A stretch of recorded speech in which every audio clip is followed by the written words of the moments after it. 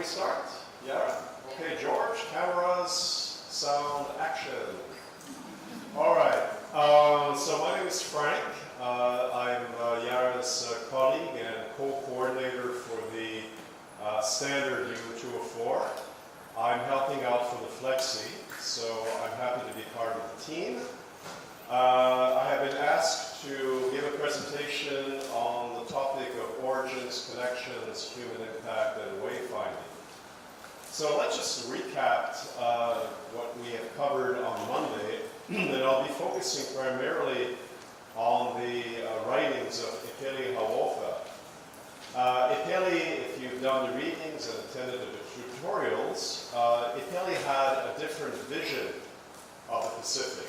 A Pacific which basically enhances the fact that even though our islands may be small geographically, we are a sea of islands. And I will hopefully make these things clearer as we go back and look at some of Ipeli's ideas through the lens of the past. Now, a little bit of background. I'm an anthropologist, I'm an archaeologist, therefore I'm interested in the past. Done quite a bit of research and field work in the Pacific Island region, in Fiji notably, Marshall Islands and Kiribati and a few other places. So I'm very much interested in the human past for a variety of reasons. One of my specialties is human impact on island ecosystems. But we'll have to cover quite a few things this morning. The issue of wayfinding, so there will be a little bit of overlap between the beginning and the end of the lecture. So without further ado, this is what the Pacific looks like, and we've looked at some of the labels that Ipeli has questioned. We're all pretty much familiar with the terms Melanesia, Polynesia, Micronesia. And for us archaeologists, these are not very useful constructs, especially if we go back to a time period known as the Lapita. Now, I'll get back to Lapita momentarily, but just to give you an alternative vision or alternative map of the Pacific, even though Ipeli does not use those terms, we can use pretty much any label. Now, the concept here that I wish that you can, I hope that you will remember, is a concept of near Oceania and remote Oceania. Now, near Oceania is in relation to island Southeast Asia, which, according to scientific evidence, archaeology, linguistics, genetics, the study of the distribution of plants and animals, this is basically where Pacific Islanders, all Pacific Islanders, originated from, according to Western scientific knowledge. So near Oceania is that part of the Pacific, or Oceania, which is closer to island Southeast Asia, and that basically includes the big island of New Guinea, the Bismarck Archipelago, which is politically part of Papua New Guinea, and most of the Solomon Islands. And then you will notice a fairly wide water gap between the Eastern Solomons and the rest of the Pacific. And the rest of the Pacific, including all of what used to be called Micronesia, is in an area known as remote Oceania. So remote in relation to Southeast Asia. Now those two areas were colonized at vastly different times. Now, when we talk about Lapita, Lapita is basically a blink. It's a moment in time, which is very, very significant culturally speaking. Most of you, or some of you in this room, are ultimately descendants of the Lapita people. But before we go any further, we have to understand that the longest ocean crossing ever before the advent of steamships was actually made more than 3,000 years ago when a group of settlers migrated, sailed, not drifted, but sailed, from somewhere in island Southeast Asia, possibly the Philippines, to make a landfall in the Mariana Islands in western Micronesia. And then, of course, we have the, and this is part of your readings, the appearance, the rather sudden appearance of pottery in the Bismarck archipelago of Papua New Guinea. And this is associated with Lapita, or as it's better known nowadays as the Lapita Cultural Complex. And we'll get back to that later on in the lecture. So Lapita is a lot more than just a pottery style. It's often associated with a linguistic group, a group of languages known as the Austronesian languages. It's also associated with the introduction of a number of domesticated plants and animals and other items of material culture. But bear in mind that near Oceania, the map that I showed you a moment ago, maybe we can get back to that, near Oceania had been colonized by people, also from like Southeast Asia, for over 40,000 years, and even longer if we include Australia. It is possible that Australia may have been colonized as far back as 100,000 years. So we have a group of migrants, if we talk about two basic migrations, who came out of Southeast Asia, settled Australia, the main island of New Guinea, and parts of the Bismarcks and possibly the Solomons as far back as 40,000 years. Moving forward in time, we have a second pulse or major migration out of Southeast Asia again, but much, much later, about 3,000, 3,300 years ago. And these are associated with the so-called Lapita people. This is a typical early Lapita pottery shirt, and as a matter of fact, it was uncovered at the site of Burewa, which is not too far from Singatoka. And I have the privilege to be part of several expeditions when we excavated this, one of Fiji's earliest known human settlement. Of course, based on archaeological evidence. So the general consensus is that when the Lapita people appeared on the scene, they traveled through near Oceania, and we can imagine that to various degrees, the Lapita people interacted with pre-existing populations. So this makes for a very, very interesting story, scenario, comparable to oral traditions, which are just as valid. To what extent did those Lapita migrants interact genetically, culturally, linguistically with pre-existing populations? And it may not excite you as non-archaeologists, but it is certainly very exciting for those of us interested in the human past. And I'll get back to that shortly. The evidence basically keeps on changing as more and more excavations, archaeological digs are done, as we obtain more radiocarbon dating, which is a way to date material pretty much precisely. And we have established the fact that the Lapita people, the so-called Lapita people, spread very rapidly from the Bismarcks all the way to Samoa. What generated this pulse is still unknown.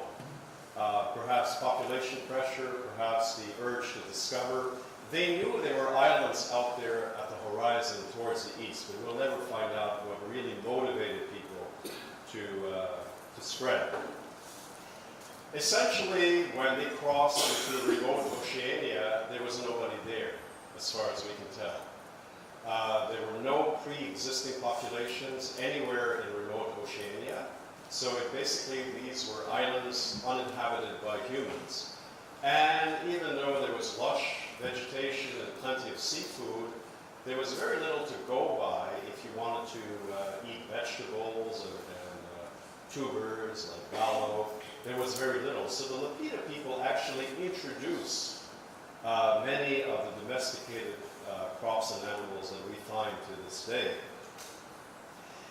And if we return to some of Ipeli's ideas, is that what is Lapita? Well, a Lapita essentially straddles the boundary between Melanesia and Western Polynesia.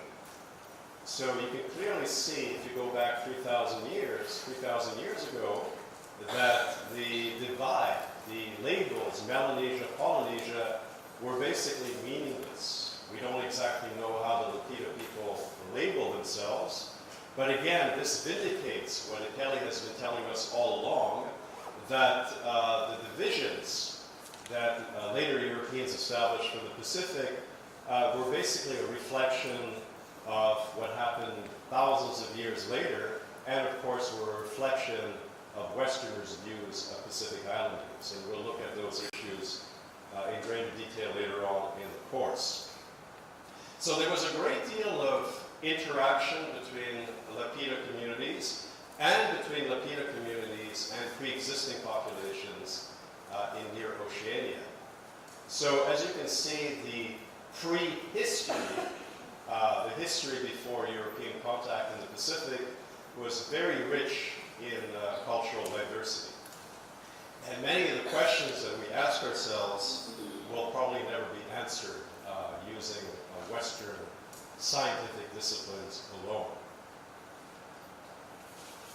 So just a little bit of background. There have been almost 300 Lapita sites so far identified. It's ongoing research. Most of those sites are relatively shallow. And I don't want to get too much into the geology of the islands, but some islands are being uplifted, others subside, so it's very, very difficult sometimes to locate early sites. You also have hundreds of years of agricultural activity on many of the islands, so these would bury early deposits. But I would like to discuss a little bit the site of Teuma on the island of Efate in Vanuatu. That site was recently discovered and provided new insights on Lapita subsistence, what kind of food crops they grew and what kind of subsistence lifestyle they pursued, but also evidence from burials and pottery. So Vanuatu, if you look at the map, is strategically located in the Southwest Pacific. So it was some kind of a hub. It connected basically Lapita communities further west and Bismarcks with those further south and east, like New Caledonia, Fiji, and to a lesser degree, Tonga and Samoa. Now, one of the burning questions, as I mentioned earlier, is the extent of to what extent did Lapita incorporate elements, pre-existing elements from pre-established populations in near Oceania? It would be very difficult to imagine a population entering a new territory and ignoring a pre-existing population. Of course, there could have been conflict and warfare, but we're all humans. We can all somewhat communicate with each other, and of course, we can reproduce. And that is precisely what the genetic evidence indicates, is that to some degree, Lapita colonists interacted genetically with people who were already been there for thousands of years. But there are elements of innovation, and if we refer to the reading by Bedford, he refers to the late Roger Green's triple I model of intrusion, integration, and innovation, which basically encapsulates the dynamics of Lapita. Intrusion, yes, there were elements that were introduced from Southeast Asia, for example, pottery, as there is no evidence of pottery making before the appearance of Lapita. Integration, well, we've already talked about that. For example, the Lapita, there was already pre-existing trade networks in near Oceania. They were not very extensive, but the Lapita people basically extended those networks, so an element of integrating pre-existing elements, and of course, innovation. Just to give you an example, even though pottery may have been introduced from Southeast Asia into Oceania, we haven't found any Lapita pottery just yet in island Southeast Asia. So the design system itself, which evolved, and in some cases transformed itself into basically plain pottery, the design system itself is no doubt an innovation. It's an innovation that probably occurred in the Bismarck archipelago. So those three elements of intrusion, integration, and innovation is what Roger Green's referred to as the triple I model, which I think after, 18 years is still quite valid. Now, Lapita was not a static element. We're not talking about a homogeneous group of people. Like any communities in recent memory, you had people of different genetic background, different cultural background, and these people nevertheless maintained ties with each other, at least for a couple of hundred years. But they did colonize and adapt to different kinds of environments. And eventually, the networks that basically brought together those communities eventually those networks contracted, right? There was less interaction, especially over long distances. On the other hand, you had the emergence of more regional networks. And if you do the research, you can learn about those in detail. All right, moving on, and we'll look at this more closely when we examine the concept of wayfinding. And I gave you a list, I will give you a list of further readings if you're interested. Jeff Irwin's idea of navigation strategies. And first of all, he talks about why it makes sense to initially sail against the wind. All right? It's sort of counterintuitive because the prevailing winds in the Pacific, winds and currents, are from the northeast or southeast. All right? You have reversals and you have the El Nino and La Nina phenomenon, but mainly the winds blow in the opposite direction, from the Americas to the Pacific. There was this individual back in the 1940s, Ford Heyerdahl, a Norwegian, who had this kind of interesting idea. He suggested that Pacific Islanders were actually descendants of people from Peru and Ecuador, from the Americas. I don't want to go into too much detail, but basically Heyerdahl's ideas were dismissed based on a variety of evidence, linguistic, archaeological, and otherwise. But coming back to Jeff Irwin, he says it does make sense to sail against the wind. That's because if you don't make a landfall after a certain time period, you're able to come back at your point of origin. So strategically, it makes a lot of sense for pioneer communities with the Lapita people to have sailed against the wind. And this is precisely what they did. Later on, their descendants adopted different strategies as the art or science of navigation improved, as people gained knowledge of how to read the ocean swells, the cloud patterns, and so forth. They adopted a second strategy, which Irwin calls sailing across the wind. And this is precisely what we are seeing in the archaeological record. And finally, much later, we have a strategy called downwind sailing. And a very good example of that is the colonization, quite recently in fact, of New Zealand by the Maoris, who probably migrated from somewhere perhaps in the Cook Islands. That was a downwind strategy, which was risky in itself, but because of generations of oral traditions, the navigational knowledge that people had acquired, they were pretty confident that, ultimately their ancestors came from the West. So that was the last strategy that was used. Of course, there was a little bit of overlap. So these are Irwin's ideas of how the Pacific was colonized as well as the timing.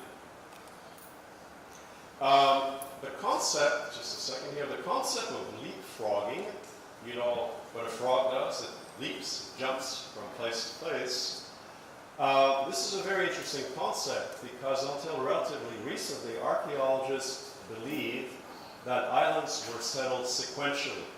that you would naturally migrate to the next island if it was intervisible.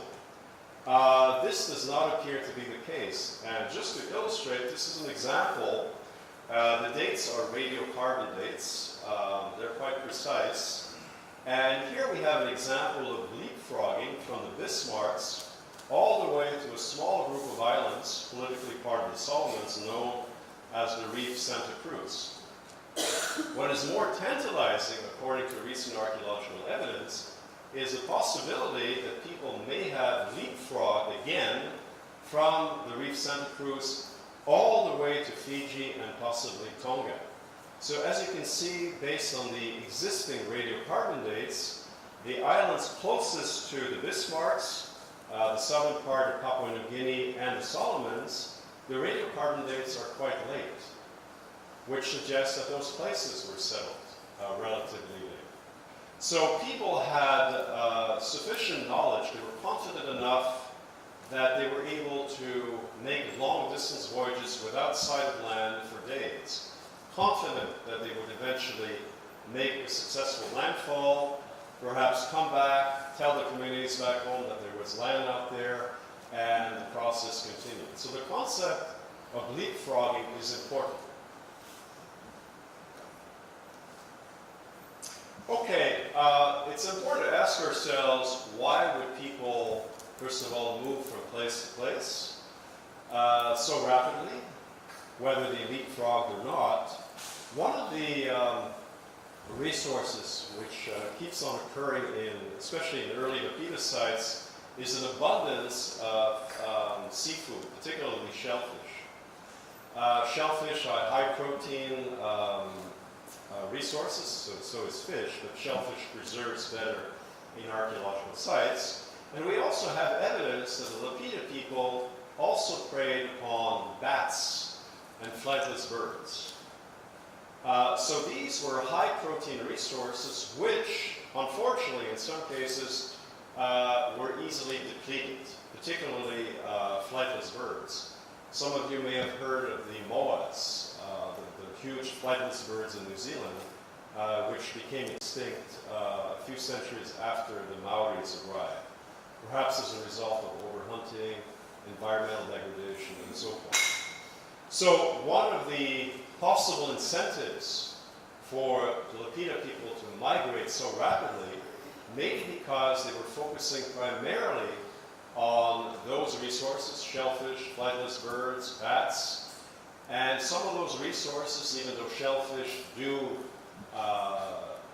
become extinct in some cases, when the shellfish bed is exhausted, plenty of experience to testify, you move to the next shell bed, and so forth, and ultimately to the next island. And of course, I've indicated the absence of early Lapita sites in the main Solomons. The main Solomons were actually inhabited by people, just like in the Bismarcks, but there's really no clear explanation as to why the early Lapita people avoided the Solomon Islands, at least initially. There have been geological studies looking at the possibility that early sites may be buried, but the evidence is inconclusive. So one of those mysteries in archaeology that excite some of us. Okay, Lapita people traded. They traded pottery, although most of it was locally produced. They no doubt traded ideas. They no doubt traded marriage partners. Another piece of evidence that archaeologists like to use a lot is volcanic glass, also known as obsidian. Very sharp tools. There's a little bit in Fiji.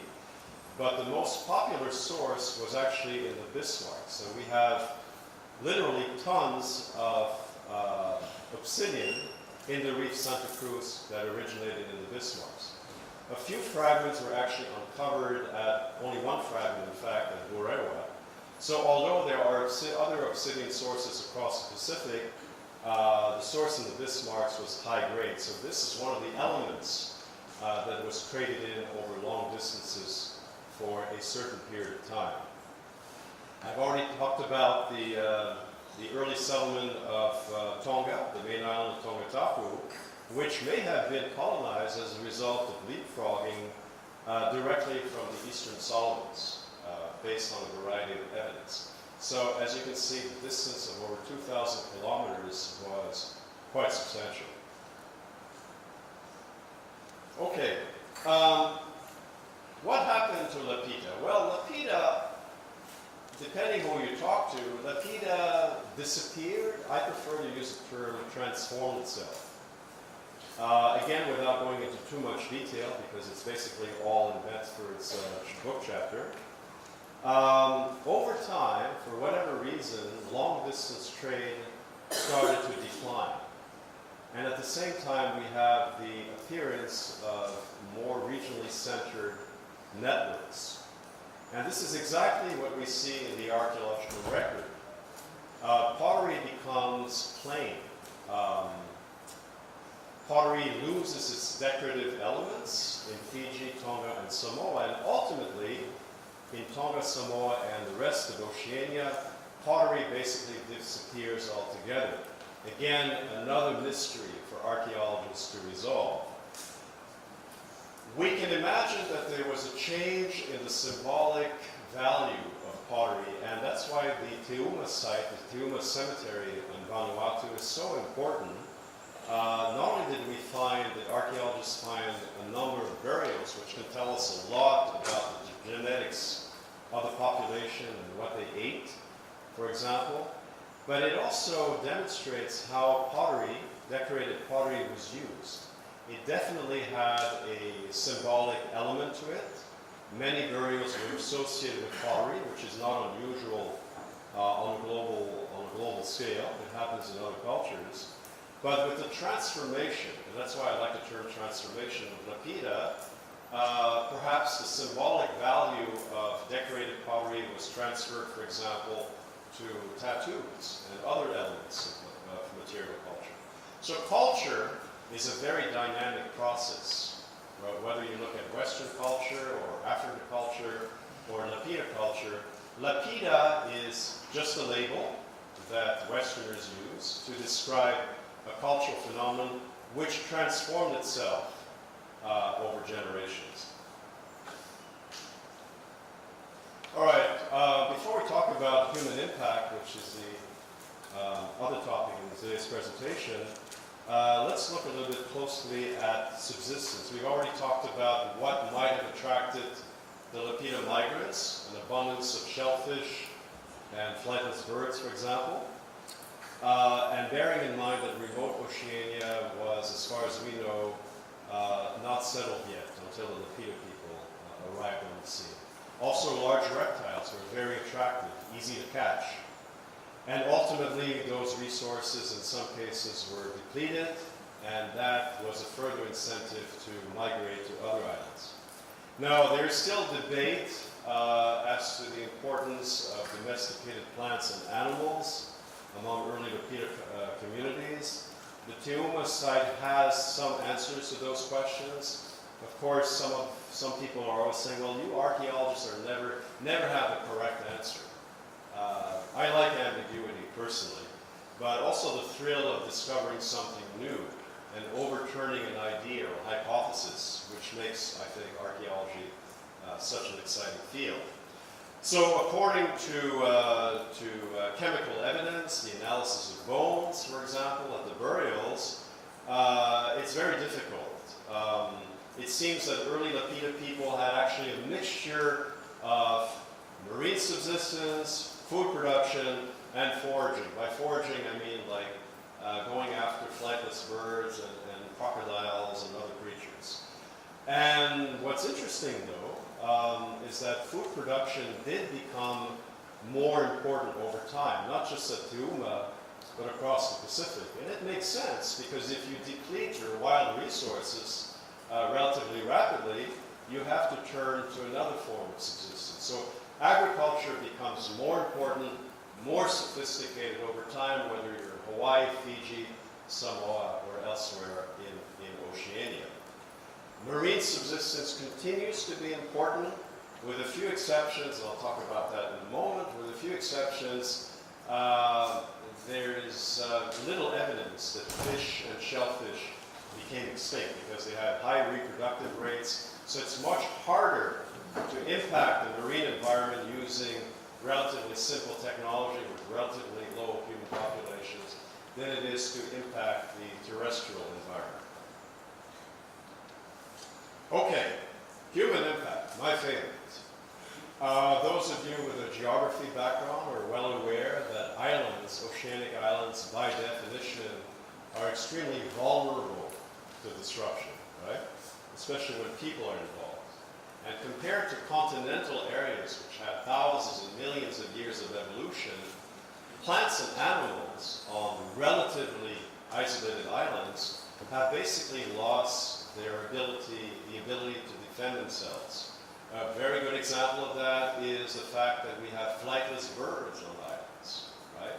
They came from somewhere, but because they had no or very few natural enemies, they lost the ability to fly, all right? Same thing with plants. Many plants in continental areas have bright colors or poisons in them, basically to ward off potential predators. You find very few of those examples on oceanic islands. So oceanic islands, by definition, are extremely vulnerable to disturbance when that isolation is broken. An allegorical image of a classic Maori hunter in New Zealand. There were no witnesses, although there are some oral traditions that I've read recently that are a little bit ambiguous.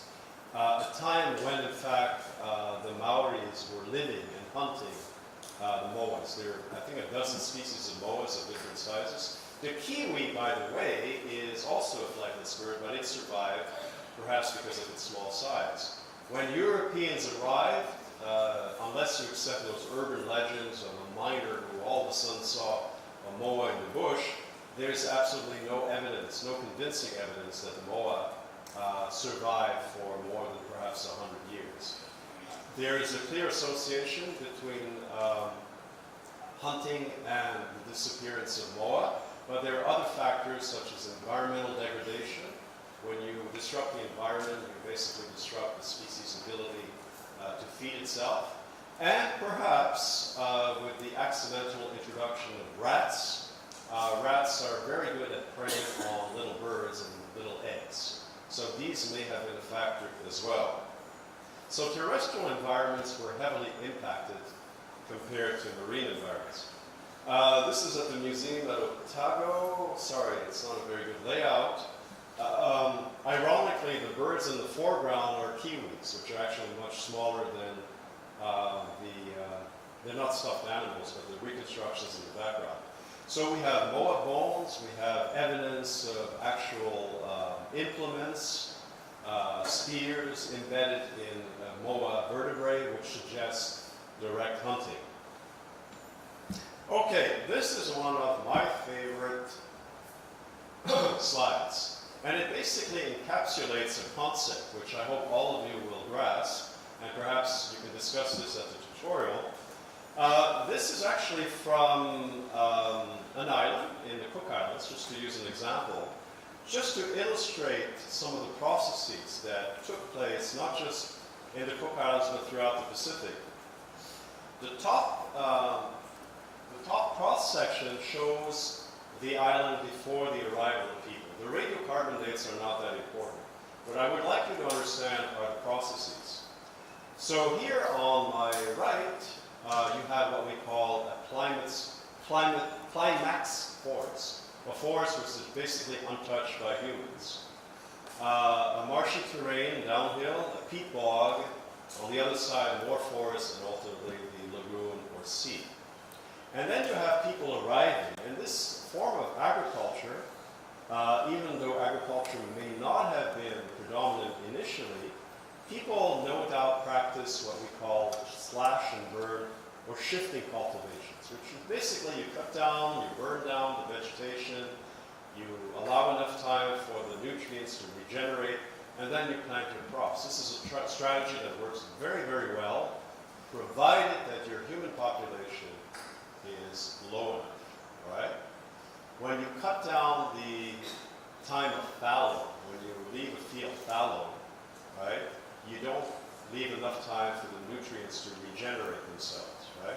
So therefore, your output declines over time. But initially, shifting cultivation is quite adaptive and was no doubt practiced by the Lapita people, for example. Over time, moving forward for the last cross-section, you have a degraded environment. The fernlands and laterite. And laterite is the basically unproductive sediments that's left behind. You have a lot of sediments that have gone downhill, that have essentially filled in the pre-existing peat bog, and so forth. Now, what's interesting is that if you look closely at the last slide, the cross-section, you can see an irrigated dallow pond field, or taro pond field. This is an example of the unintended consequence of human action. What I'm trying to say here is that by cutting down the trees over generations without knowing it, the people who did that, who practiced slash and burn and shifting cultivations, actually created hundreds of years later new opportunities for future generations. Therefore, all the sediments, right, the sediments that were brought downhill from the cutting of trees and the vegetation, they created new conditions for new generations so that they can produce more food, in this case, the dallow. This is what I would term the unintended consequence. It's a very, very long, fancy word. The unintended consequence of human action. What I'm saying is that when they cut down the trees, I don't think they had the welfare in mind of their future generations. When we talk about climate change, for example, yeah, we think of our children and grandchildren. But I seldom hear people say, what about our great-grandchildren? We tend to think in trees. So, joke aside, it's a very, very important concept. And please don't get me wrong. I'm not advocating that we should cut down the trees to provide new opportunities for future generations. The world has changed. We can't turn back the clock. But this is a very good example, I think, of the environment being degraded, but at the same time creating new challenges and new opportunities. Right? So ultimately, because of warfare and other factors, the forest did regenerate itself in some areas. But I thought that was a very interesting concept to look at, that you have challenges, but at the same time, opportunities that emerge from those initial challenges. Okay, we're doing on time, pretty good. All right, we did talk about marine resources, shell middens. Marine resources were less impacted by humans because of high reproductive rates among shellfish, marine creatures in general, and fish. But there are exceptions. Basua, Tridacna, what do you call them? Kiribati, Nectoro, there are different names in the Pacific. Giant clams are vulnerable. They're big, they provide huge meat packages. On atolls where you have no stone tools, they provide raw material for axes and adzes. So they are vulnerable.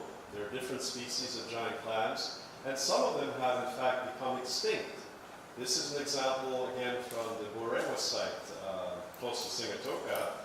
And certain species, I think this is Hippopus, actually became extinct in Fiji. Whether it was attributed to the Lapita people or later on, we're not quite sure. But certain shellfish that have relatively low reproductive rates, that are conspicuous, and there are other factors as well. The article by Harris and Weissler, which is rather dry, I have to admit, is quite interesting. So when you read this paper, you would look at how people interacted in different ways with their environment, in this case shellfish, that not all shellfish respond the same way. So I hope that you will nevertheless enjoy reading this article. Another example from Borewa, an extinct shell, which was later reintroduced by aquaculture specialists throughout the region. If you're from Kiribati, you'll probably recognize this place. This is right outside the cultural center. This is actually an example of the largest species of giant clam. I've measured this critter, I think it was over 1.50 meters, and you can imagine if you have the two valves in the meat inside, you can easily imagine a weight of about 500 kilos. So huge meat packages nowadays, they're not extinct from Kiribati yet. I hope they never will become extinct. But they have multiple uses. And the typical use nowadays is to use it as a pig trough. You know, you just feed the pigs, put the water and leftover food. But it's very, very significant in the past as raw material as well as food. And perhaps to collect rainwater, which is always a challenge on atolls. Okay, further readings, if you're interested, and wayfinding, which is the second topic here, major topic. We did talk a little bit about Irwin's ideas of sailing against the wind, across the wind, and ultimately downwind as a strategy that made perfect sense. The question is, well, first of all, what is wayfinding? Wayfinding, if you give a concise definition, is voyaging without, and that's why I put it in brackets, Western instrumentation. I don't really like the term without instrumentation because the canoe, the Waka itself is an instrument. It's an instrument of high technology. Of course, they didn't have compasses, although they had star compasses. But that's why I prefer the word Western rather than no instrumentation at all. The big question, of course, is whether wayfinding was a result of accidental voyaging or deliberate. I've already talked about the fact that if you have food, transported crops, chances are you're not dealing with a drifting fisherman, but with a deliberate voyaging in mind, where you brought domesticated food, domesticated plants, animals, women, and children so you can found a colony. So that suggests that people were in fact planning for those trips, and over generations the science and art of navigation became more and more sophisticated. I don't want to bore you with detail, but you can read all about it, as they say. Westerners, again, were very skeptical, such as Andrew Sharp, saying it's impossible that without Western instrumentation that people were able to maintain a course, especially against the wind, for such a long time. Then I talked a little bit about Tor Heyerdahl. He said, well, I've got the solution to all your problems. All your problems that did not come from the west, they came from the east, therefore they drifted. Heyerdahl was wrong too. And then you had a number of anthropologists and others, Thomas Gladwin, David Lewis, who started to research research navigation, particularly in what was then called Micronesia. We still use that term, because the art and science of navigation was still very much alive in Micronesia compared to Polynesia or Melanesia. And finally, we have the founding of the Polynesian Voyaging Society and the Waka Hokulea, which was performed this fantastic trip back in 1976 without instrumentation, without Western instrumentation between Hawaii and Tahiti and back. And that inspired other societies over the years throughout the Pacific, including right here in Fiji, to perform long-distance voyaging, this time using some of the traditional materials as well. So the Polynesian Voyaging Society was actually pioneering in that sense, basically to provide an answer as to whether those voyages were accidental or deliberate. They basically confirmed that although people do get lost at sea, that the main colonizing thrusts were indeed deliberate. And it also, not just in Hawaii, but throughout the region, revitalized the idea of being proud of one's cultural heritage and achievement. And believe me, even Captain Cook was very, very impressed when he first arrived in Tahiti. He saw those huge vakas, those voyaging canoes. They were actually more seaworthy than his flagship, the Resolution. Right? So, there was an admiration, sort of a grudging admiration, even among some Westerners, that those large canoes actually outperformed Western vessels. Oral traditions, again, this is taken from National Geographic. oral traditions are rich in voyaging. Maybe not as going back as far as Lapita, but again, the value of oral traditions. I'm an archaeologist, yes, but I do value oral tradition, and what I find really exciting is when oral traditions converge with Western scientific evidence. That makes me very excited. Usually we're at odds, but oral tradition, another way of vindicating ideas about how Pacific Islanders, where they came from, and where they made a landfall. So we have numerous examples. Coupe, the legendary hero who discovered New Zealand. There's some truth to that. Example of Tongan Kalia.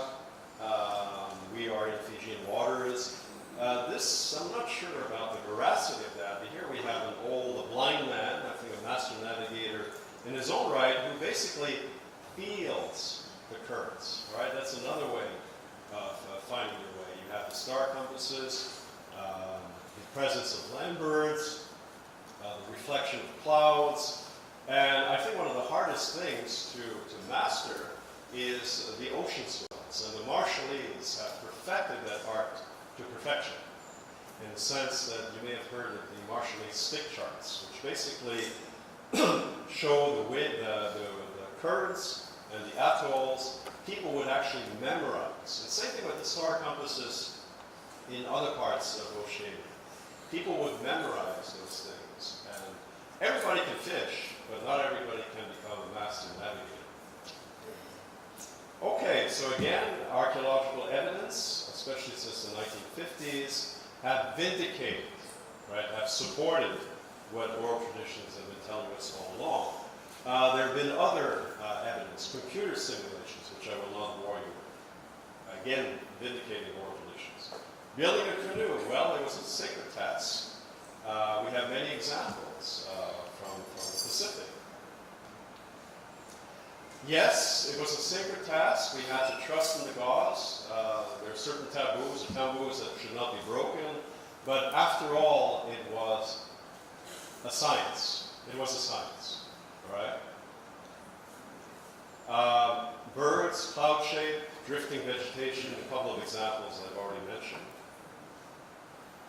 And lastly, because one of the readings actually deal with that, what are some of the lessons that we can apply, lessons from the past that we can apply in the present and future?